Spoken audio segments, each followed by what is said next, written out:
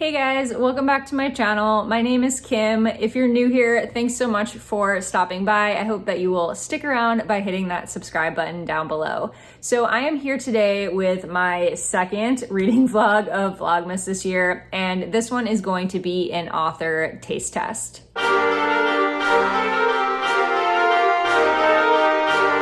I want to start off by saying that the lighting in my apartment is absolute trash at night, so I apologize for this like yellow glow that we're getting right now, but this is probably going to be quite a few of the clips.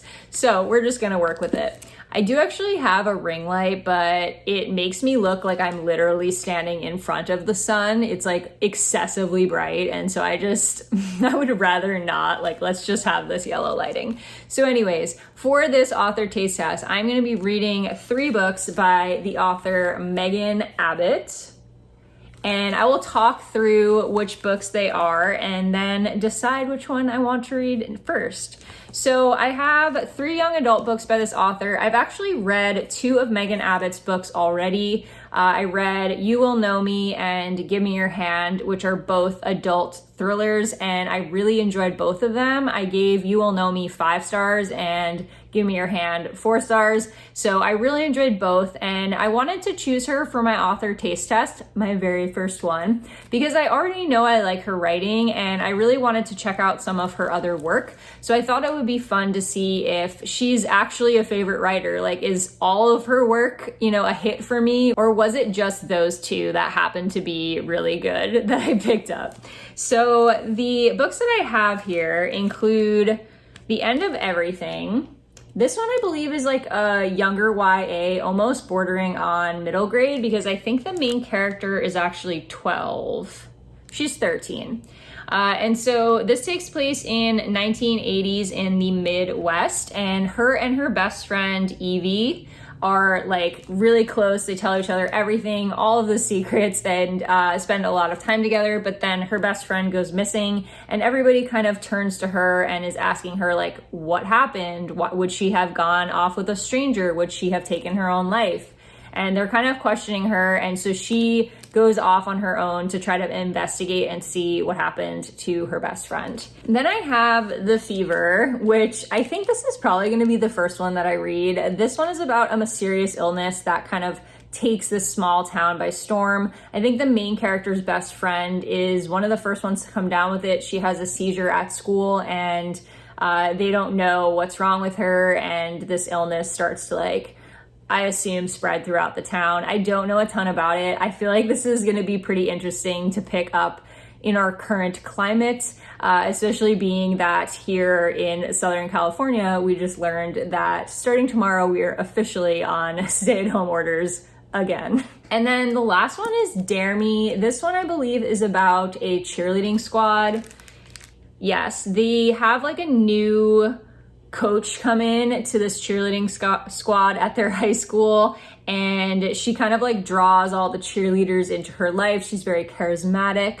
And then a suicide happens that draws police investigation to their school, and the cheer squad is kind of under investigation, and they suspect that they might have had something to do with it. So this sounds like Mean Girl kind of stuff. I don't know. I really don't like reading the descriptions of mystery thrillers too in depth, because I feel like sometimes they unintentionally give away like a big twist. I don't know if you guys have noticed that, but I feel like a lot of times the synopsis of a mystery thriller, in order to like make you want to read the book, they'll give away something that happens like 100 pages into the book, and I always find that a little disappointing. So I kind of try to like just briefly glance at the synopsis to see if it's intriguing and then not dig much deeper. So I'm kind of feeling like an illness book. I think I'm gonna start with The Fever. It feels very appropriate, and I think this is the one I'm the most intrigued by out of the 3. I think what I'm gonna do is I'm gonna go in the order that I think I'll like them. So let me put them in order for you. I think my favorite out of the 3, I obviously haven't read them yet. I think my favorite is probably gonna be The Fever, followed by Dare Me, and then End of Everything. I don't know why. I just think based on the synopsis that this is going to be the order they're going to fall in from best to worst. So we'll see if I'm right. I'll go ahead and rank them at the end as well to let you know what my final thoughts were. But yeah, I think I'm gonna start with The Fever. Why not start with the one that I think I'll like the best? It is Monday afternoon, about 2 o'clock. I am about to wrap up working for the day. I just finished up my last class and basically just have to monitor email from here on out. And so I wanted to update you guys. I ended up starting The Fever last night. I didn't get super far. I got about 30 pages in, but I am already loving it. It's so good. And I really, really enjoy Megan Abbott's writing and the way that she puts together mysteries. So I feel like no matter what these 3 books are about, I'm gonna enjoy them.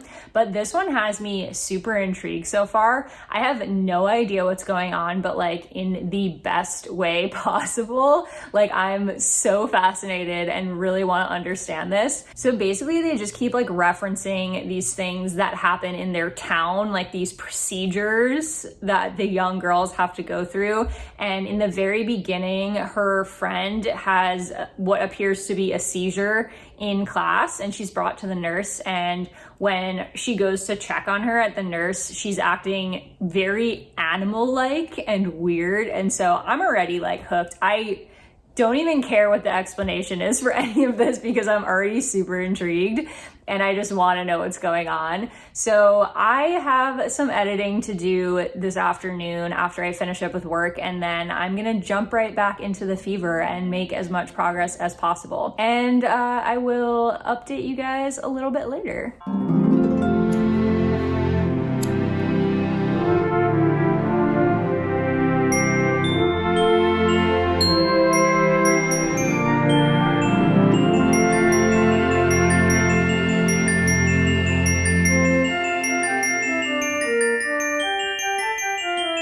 This lighting is truly terrible, but I am now about 100 pages into The Fever and I am loving this. I'm totally hooked. I'm very, very intrigued.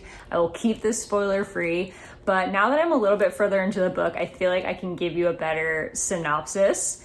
And so I thought when I read the synopsis of this that this was going to be pretty straightforward YA with a teen narrator.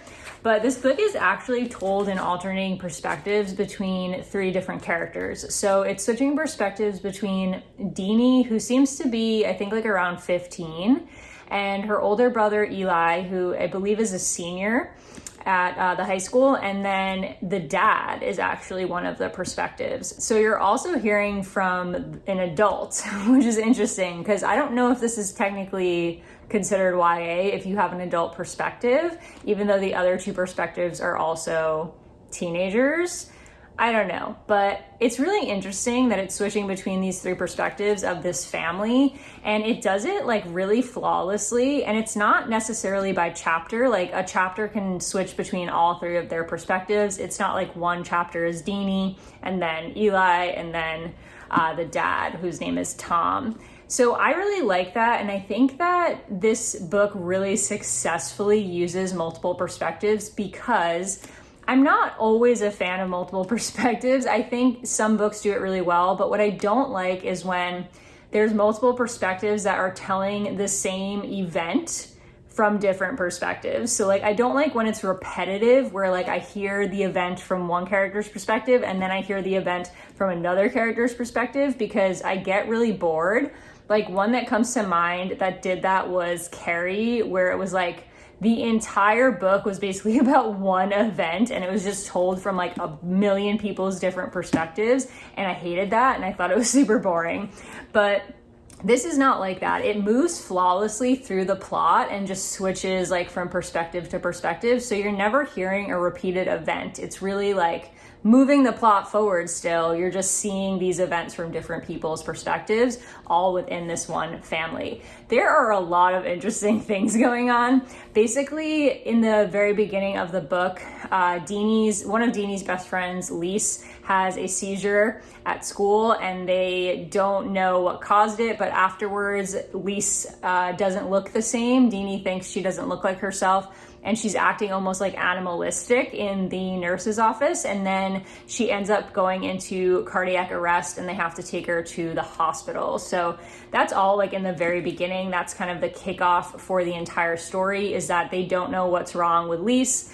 And then things complicate from there. Her other friend Gabby is also tied in to this mysterious illness. And so there's a lot of speculation going around between the kids at school. Of course, there are like rumors and gossip happening at school. Tom, the dad, is also a teacher at the school. So a lot of this is like revolving around what they're hearing and seeing at school.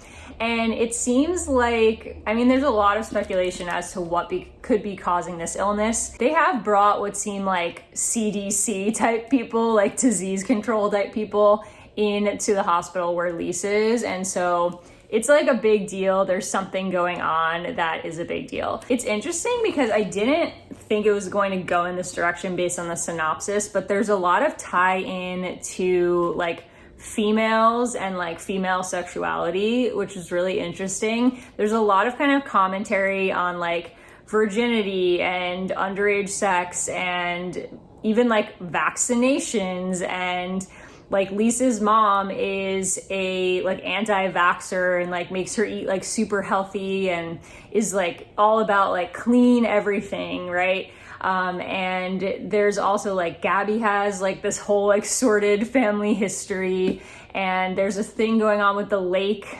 Like there's a lake in the town that slowly became completely overfilled with like algae and mold, and it's now like blocked off and you can't go in there, but like the kids sometimes try to go in there anyways. And it seems like at the point I'm at, they're now starting to make some connections and thinking that it might be specifically affecting girls.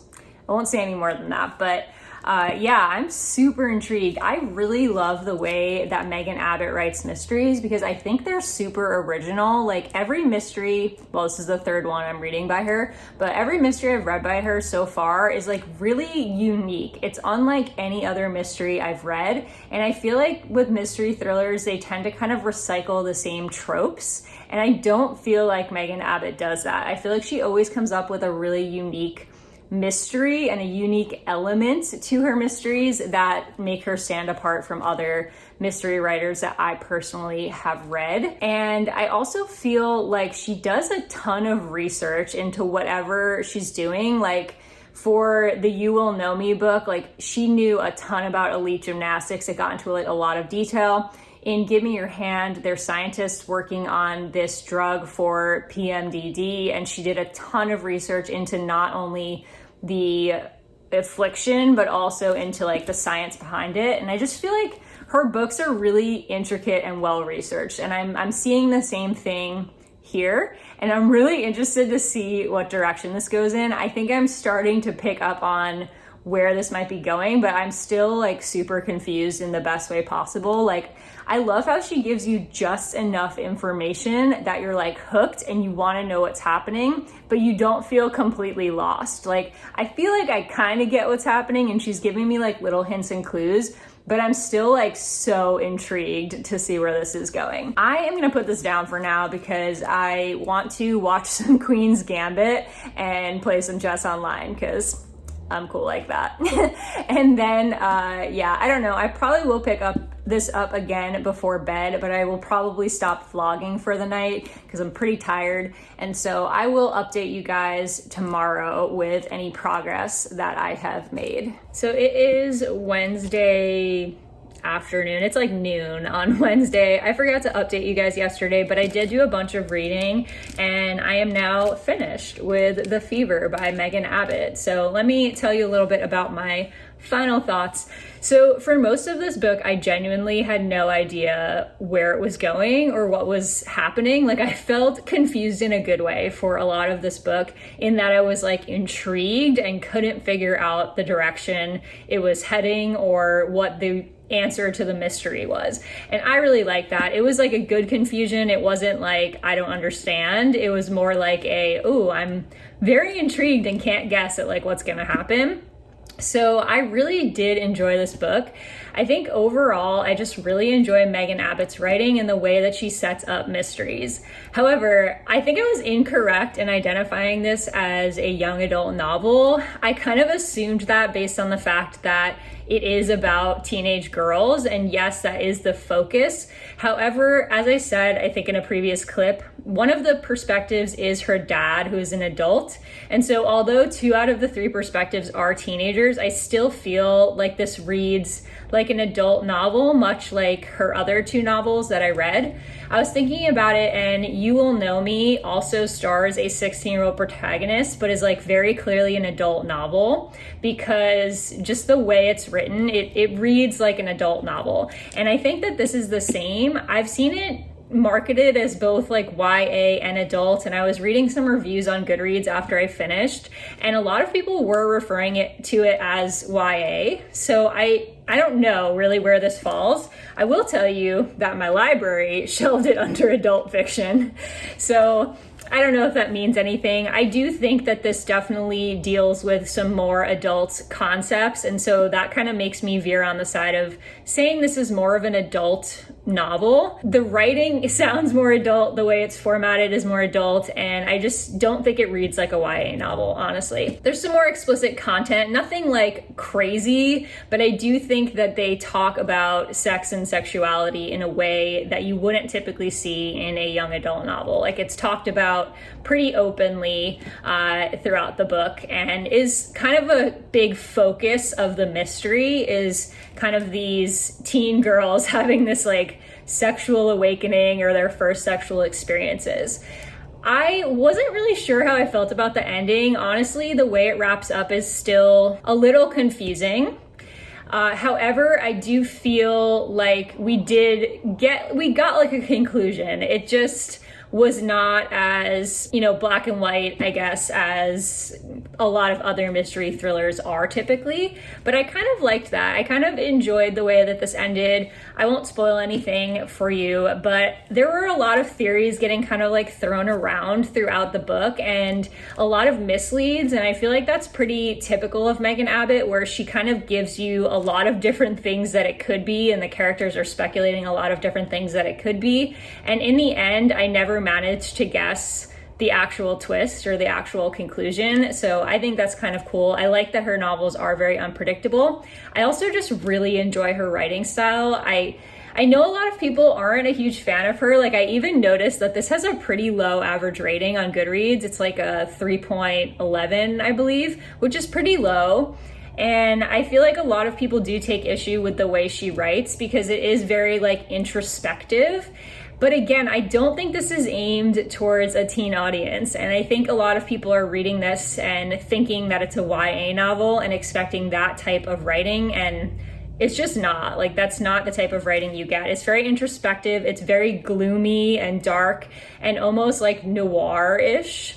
And I really, really enjoy that about her writing. I just think it's very atmospheric, and you feel like tense and almost uncomfortable the whole time you're reading it, because you just don't know what's really happening. And I really enjoyed that. I thought this had some great commentary just on like hysteria and groupthink, and how people can like work themselves up into a certain feeling because of what's happening around them. I also really enjoyed like the school aspect, because I think it was a pretty accurate representation of how parents are about their kids. And I'm not a parent myself, but I deal with parents all the time as a teacher. And I really think that the representation of how parents act at like school meetings and how they are about their kids, and I'm not saying there's anything wrong with it, but I just think like the portrayal of that was spot on and so accurate. I was actually like laughing out loud at the school meeting part, because it was so on the nose. Like, it was such a perfect representation of what a parent meeting would look like if something like this was going on at a school. And so, I don't know, I find her novels to be really intriguing and different. I think that some people might read her novels thinking like this is a straight up mystery thriller, And although I would classify this as mystery, I don't think it's a mystery thriller in the way that like Ruth Ware or, I don't know, I'm blanking on like Riley Sager, like other like more straightforward mystery thriller writers. I don't think Megan Abbott's books are that kind of mystery thriller, that mainstream mystery thriller. So I think that's also maybe people going into it with false expectations. But really great start. I did think that this was going to be my favorite of the 3 books, and so we might be correct so far. I'm going to give this one 4 stars. I really enjoyed it, and I was hooked throughout the entire book, but I just don't think it was quite 5 stars. There were some things that I would have changed or would have liked to see done differently. So I'm going to stick with 4 stars on this. The next book that I'm gonna pick up, I don't have with me right this second, but is Dare Me. And so I'm gonna get into that today and try to get as far as I can. And I will update you guys once I make a little bit of progress on that. Okay, so I am about 100 pages into Dare Me, and I don't know how I feel about this so far. The first like 50 pages, I was pretty hooked. And I was like, yeah, really feeling this, really enjoying the story. It has like it's very much like Megan Abbott's other books that I've read. It has like a very dark, atmospheric, unsettling almost feeling to it. Like you just know something bad is going to happen. Like it's just this feeling of like anxiety that something bad is going to happen. And so this is basically about this squad of cheerleaders, though there is like one main character that it focuses on. It does sometimes slip into first person plural, like she talks about the squad as if they are like one thing, like saying we this, we that.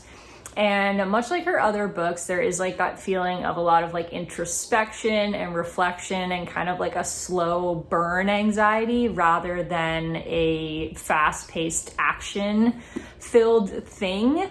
Though honestly, at this point, nothing super thrilling has happened. It's kind of just reading like a contemporary, which unlike her other books, which are more like mystery thriller, I feel like this one is kind of just reading as a dark contemporary right now. I know in the synopsis it does say that somebody is going to commit suicide and that's going to be somehow tied to the cheerleading squad. That has not yet happened. So I'm 100 pages in and what's in the synopsis hasn't even happened yet. So it hasn't gotten to that point.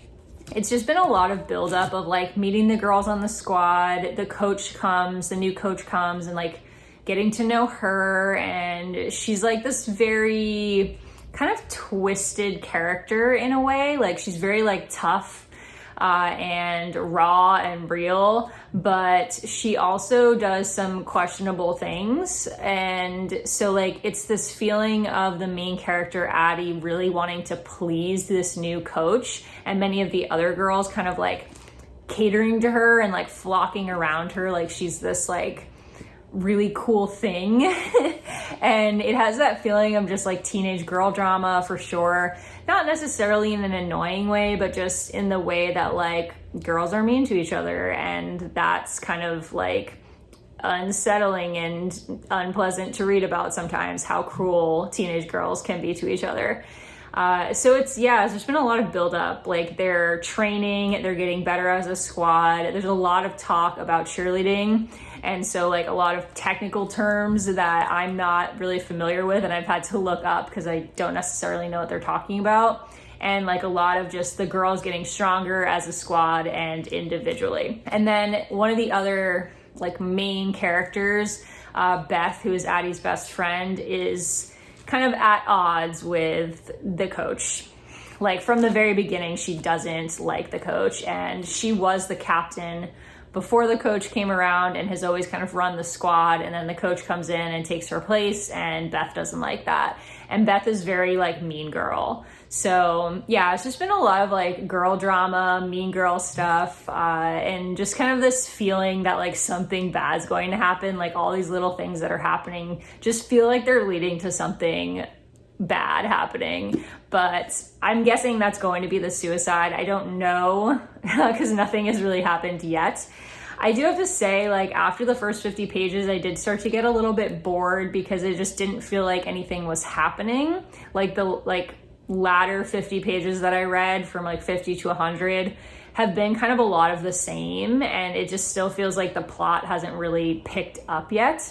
And so I'm hoping that in the next like third of the book that something happens and we start to actually get a plot, because it doesn't feel like much is happening at this point. I'm back and I have the fire playing on YouTube behind me to set the mood, you know, for those December vibes.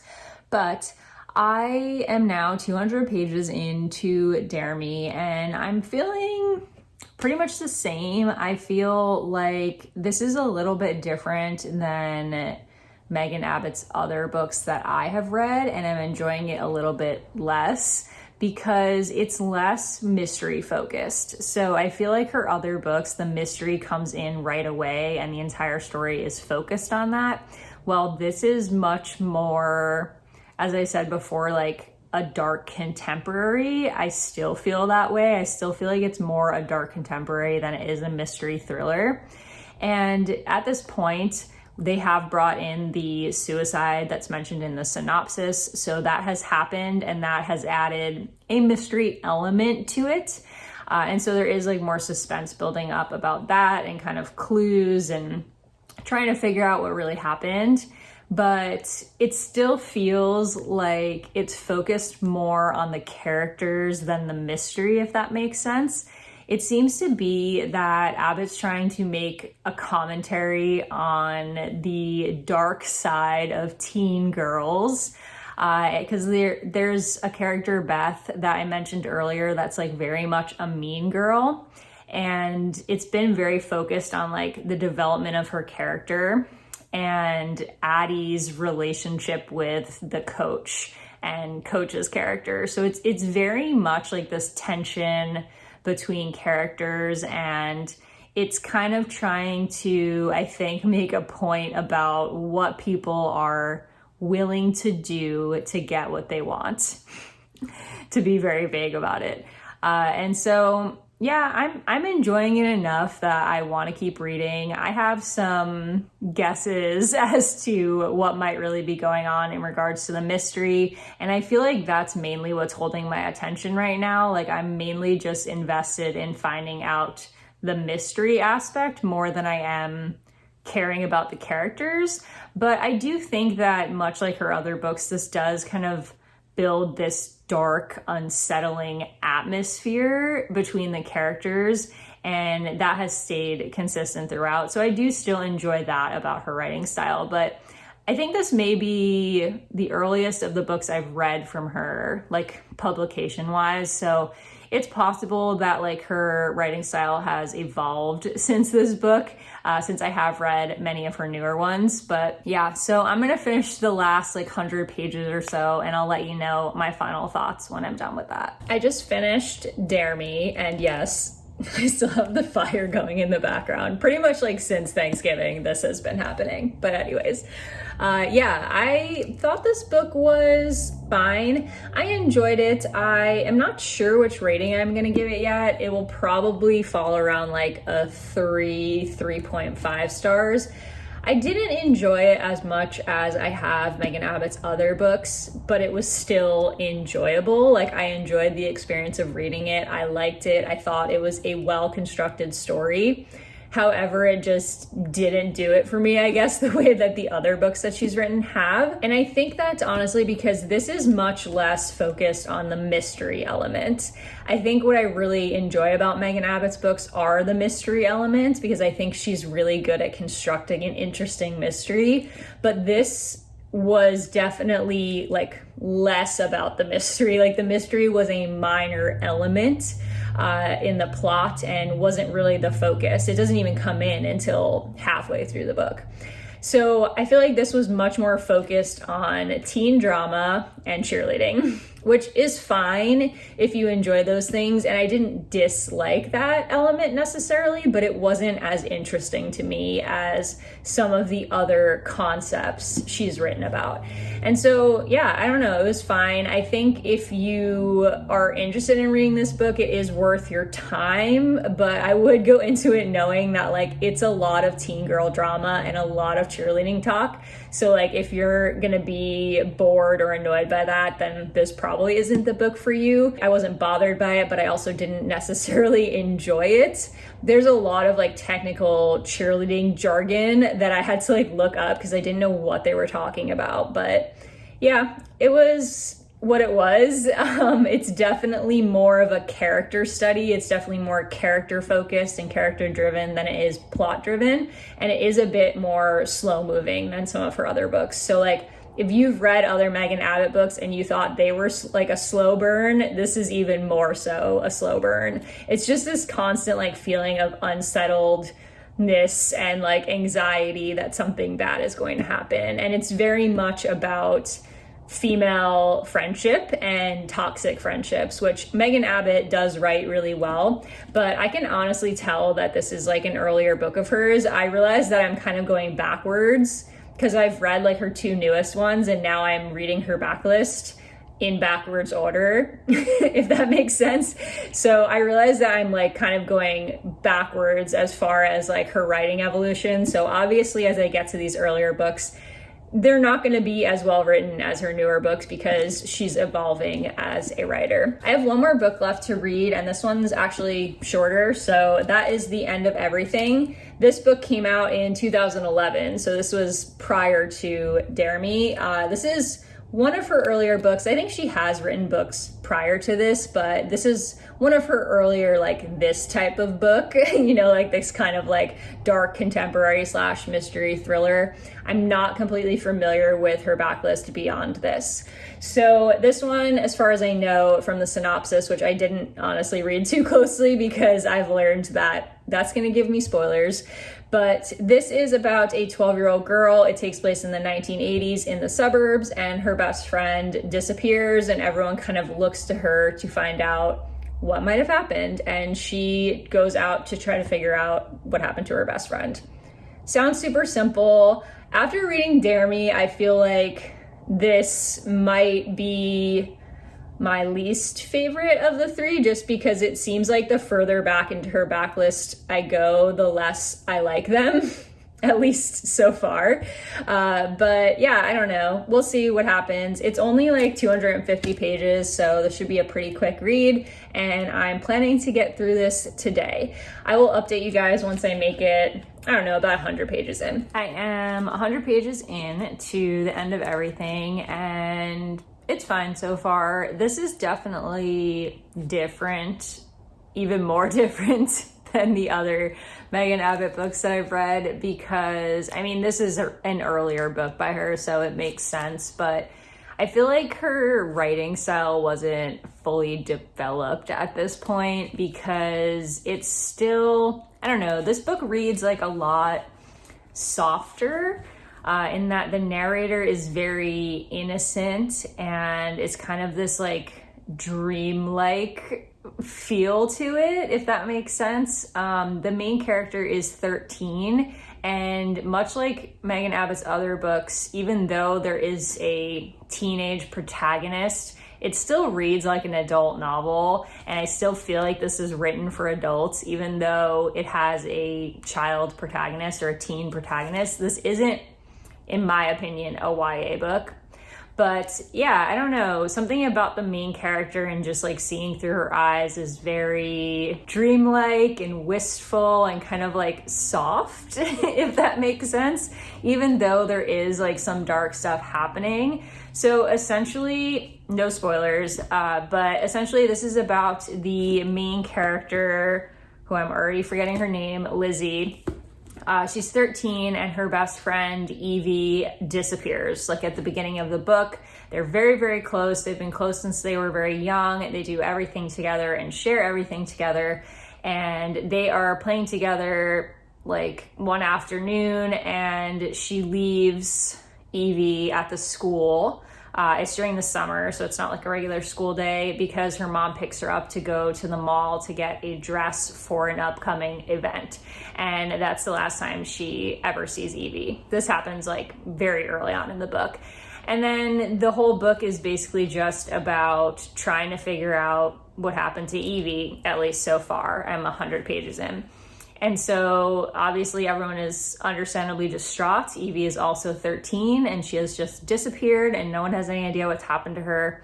And the main character is kind of like remembering things here and there. Like as time goes on, she's starting to like connect the dots and remember things that have happened or things that Evie has said that might help lead to what happened. And she seems pretty sure of herself that she knows what's happened, but she's trying to essentially get everyone else to believe her by investigating on her own and trying to track down clues that will back up what she thinks happened to Evie.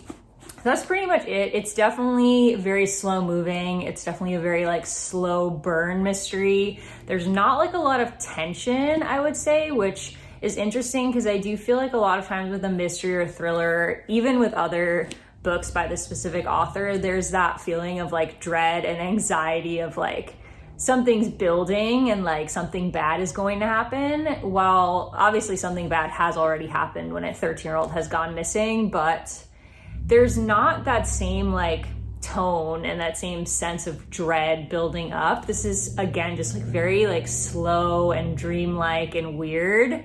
Not in a crazy way, just a very different tone from her other books. And yeah, I don't know. I guess right now I feel kind of fine about it. I like it. If I had to rate it right now at like 100 pages in, it would probably get a 3-star.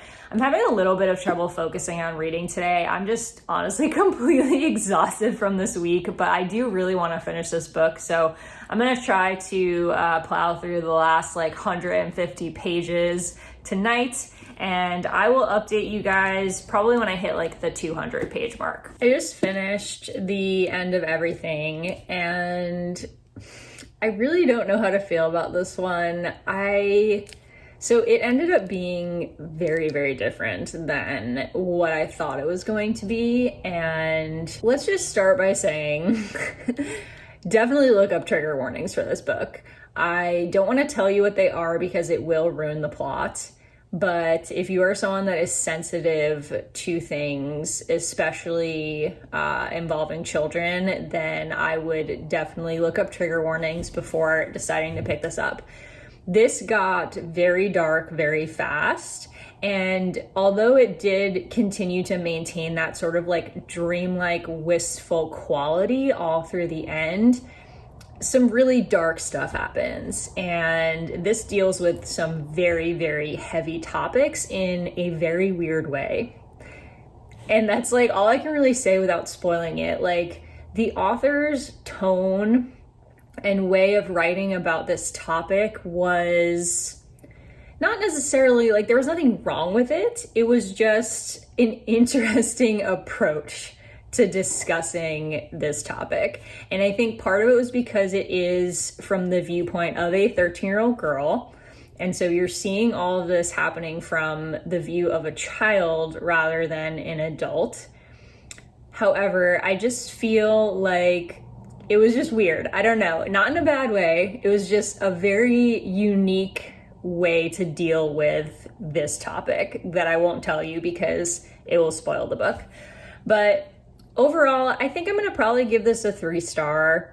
I liked it a little bit less than Dare Me, but they were so different that it's really hard to compare them. Like Dare Me is much more of like a character-driven plot, I guess, while this is more of like an examination of relationships and family and suburban life and that idea of like something looking perfect on the surface but not really being that way underneath, and just like how people can hurt each other. It's very, very different. It's so hard to compare this to Dare Me, and it's honestly so different from any of her other books that I've read, which all seem to veer more on the like dark contemporary / mystery thriller realm. This, I guess, would fall under dark contemporary. I also want to say this is definitely not for children. Like, I would not recommend this to a teenager. Even though the protagonist is 13, this deals with some very adult topics in a very adult way. And I don't think this is something that I would ever suggest a teenager read.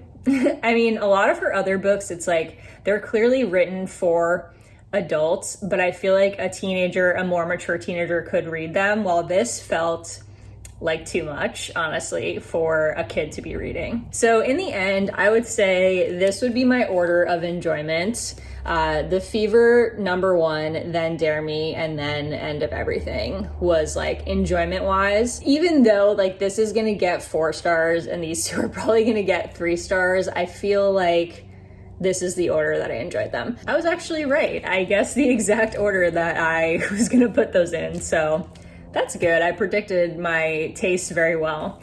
So I guess in the end, would I recommend these books? Yes, I do think they're all worth reading. I definitely thought this one was way better, and I definitely feel like now that I've read 5 of Megan Abbott's books, her later stuff is better. I really think that like my favorites of hers are Give Me Your Hand and You Will Know Me, which are her 2 latest releases, though You Will Know Me is definitely like my all-time fave because I liked that one significantly more than her other books. While I feel like the rest of them are all kind of comparable, I feel like if you liked You Will Know Me or Give Me Your Hand, like these two, pretty similar. I think that you could read and enjoy both of these. This, way different. I don't know, like this is kind of like in a league of its own. So yeah, that wraps up my vlog. It took me a bit longer than I thought to get through all of these books, but I enjoyed doing this and I will definitely try again with another author. But thank you so much if you've stuck around for this long for watching, and give this a thumbs up if you enjoyed it. And I will see you guys in my next video tomorrow.